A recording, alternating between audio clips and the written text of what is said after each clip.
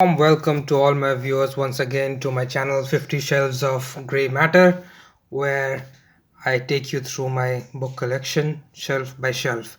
Okay, so let me see which is the first book that we are going to cover today.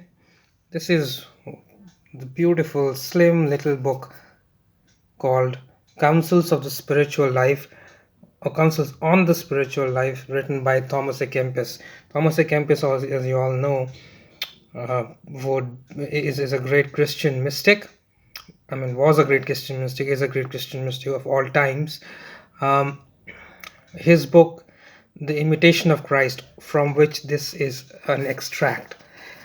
It's a very slim volume.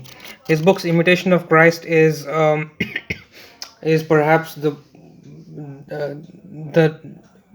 one of perhaps Bible is the only book that exceeds it in sales in Christian literature.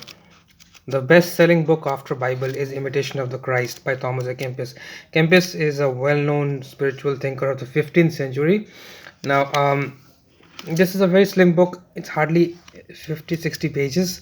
It comes under this Penguin 60s classics title, in which they bring out little books which are extracts from well-known books. Now, I've read this.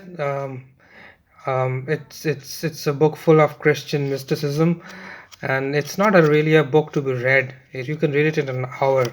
It's a book which has to be, as Francis Bacon said, digested and meditated upon. Uh, a classic of Christian mysticism, something that I'm greatly interested in. So here goes the first book today onto my shelf. Thomas A. Kempis's Counsels on the Spiritual Life. The next book is it's a big one, quite a contrast. Look at that. This is a book of 400 pages almost, and this name of the book is Inspiration and Effort. I've read this book in its entirety. You can see it. I've done so many uh, highlighting and all those things. Now, this practice, as I've told you in my previous episodes, is something that I regret a lot now, because I am unable to read with the same flow the sentences that have been highlighted, which kind of breaks the entire tempo of reading. So I can only read now parts of the book that uh, are not highlighted. Now I regret this. I all those listeners, viewers who have this habit of highlighting. I don't know how far it helps you. I used to highlight it simply because I found it very difficult to remember things, and I thought that it will aid my memorizing, because I read voluminously. I read, you've seen my previous episodes how many books I read. So that but instead of helping me to memorize, somehow highlighting kind of completely deletes whatever I have read, and I can't recall a thing. And when I go back to it to read it, even that doesn't help much. So it was a bad strategy. But anyway, talking about the book, Amal Kiran, who is the author of the book, is one of, uh, in my view, one of the greatest writers in English language. Is not known at all. Okay. He passed away in 2010 at the ripe age of 106. While he was alive, he was the only author I mean, oldest of the living authors. Now, this is a book on philosophy of poetry. He's a great poet also, apart from being writing on Sri Aurobindo's philosophy. This book is an assessment, a critical assessment of uh, well-known poets like Wordsworth, Shelley, Swinburne, Houseman, as well as Sri Aurobindo, and a lot of very less known poets like Harindranath Chatterjee, uh, uh, Joyce Chadwick, and these neglected. Look at this chapter. neglected English poets. So, but what is interesting is not poetry, because I really am not the right person to judge the poetic merits. What I like is his prose. This prose is so unearthly and so different from anything I have read. There's a unique stamp of Amal Kiran on all that he writes, and I love his prose. I mean, for example, I'll show you one particular chapter. It's called Love and Death. Um, this is a poem of his. Now, I read the poem, didn't understand much of it, but this there's a letter that he wrote. Amal Kiran wrote to a critic of his. Now that letter is so interesting and so beautifully written, explaining the poem and trying to, bring out its beauty. That uh, I mean, his prose is more poetic than his poetry. That's how I feel. So I wish I had all his books. I have a couple more books by Amal Kiran. Um, in fact, I have four of his books, but he has written more than 40 books, and I want to have all his works, especially those on literature, because he's written on a variety of things. Sri Aurobindo's philosophy, of course, he was a disciple of Sri Aurobindo, but he's also written on science, on literature, on history. I want to have all of them.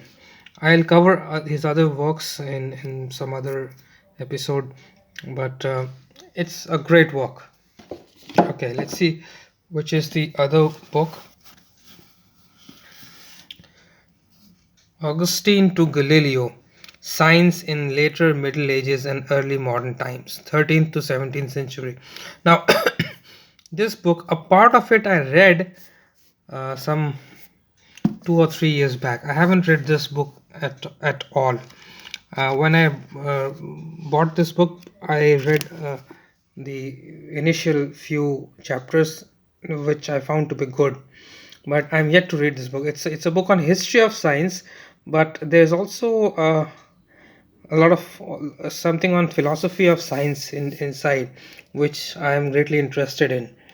It's a two-volume work, and this is the second volume. I don't have the first volume. So it's an interesting study on how science evolved, and I am especially interested in this because I feel that in the way science has evolved, we have the real understanding of the philosophy behind science. That's been my take on science. So I greatly love the way the theorization of natural phenomenon was done in the Middle Ages. So that's another great work, Augustine to Galileo, uh, Science in the Middle Ages. Let's see what's the next work here. Okay, oh, this is a classic. This is Epictetus's Moral Discourse from Everyman's Library. You must have seen these old books in libraries. I love these books. They have this feel of, you know, great scholarly feel about them. Uh, this work, too, I haven't read in full, but yes, I have read quite about half of it. Epictetus was a Stoic philosopher of the second century after Christ, Stoicism, and I'm greatly interested in Stoic philosophy. So, Stoicism is very similar to, you know, traditional Indian philosophy as well, with its emphasis uh, on giving up desires and giving up ego and all. But compared to the Indian school, this is much more well thought out and has an aim which is not a transcendental aim of liberation or moksha or anything. It simply gives you uh, a very common aim of living a serene life. And to that extent, I find it absolutely beautiful. um, it is not very easy reading, not because the content is difficult, but because the way it has been written. It's actually this book was put together by let me see, by I think another Greek or Roman teacher, who simply put took down the way Epictetus wrote. I'm sorry, spoke, and that makes it a little confusing because the passages, you don't know who is speaking, whether it is Epictetus speaking or whether he is conversing with someone else. You don't know who is speaking what. It's only by the context that you are able to guess. Not a very well arranged text. In fact, I have two copies of the same book. I have another copy which is even worse, from the Everyman's Library itself, but that is even worse translation and even worse arrangement. But the content is absolutely marvelous. It's one of the classics of Hellenistic philosophy and of Stoicism, Stoic philosophy. And the last work is a modern book by Sandra Rosenthal, Time, Continuity, and Indeterminacy. It's a book on. It's a very tough book actually. I haven't read it. I haven't read the whole of it. I've read about half of it and didn't understand much of it. It's a very difficult, very academically written book on. You see, it's about time, and the thinkers on time like Derrida, MacTaggart, and Whitehead, Paul Weiss.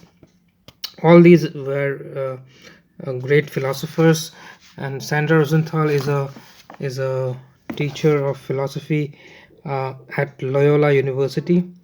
But it's a very very full of academic jargon, not an easy read at all. So I've only read about two chapters, and the third chapter, Heidegger and Temporal Existence, I was reading, and I understood a little bit of it, not entirely, but I think it was better than the previous chapter, which was Derrida, MacTaggart, and which was far more difficult. And even the more difficult was this chapter, which I have heavily underlined without even understanding what it is. It's on Whitehead's process philosophy and Weiss. Um, Not a very easy read. So, but those who are interested in pragmatism and Heidegger and MacTaggart, maybe you can find it easier to understand. But there goes the last book. So let me do a recap. The first book is this little book, a spiritual classic of Christian mysticism, Thomas A. Kempis's. I'm putting it on the top because it gets lost if it's, then the best work from my point of view, the one that I enjoyed the most is this one, Amal Kiran's Inspiration and Effort. Um, Second is this one, Thomas A. Kempis's spiritual little book. Then Epictetus's Moral Discourse. I'm Since I haven't read this entire work, but I find it to be a good one. And this one is it's a very difficult book out of SUNY, State University of New York Press. So that's all in this episode, friends, and um, see you next time. Don't forget to subscribe and like this video.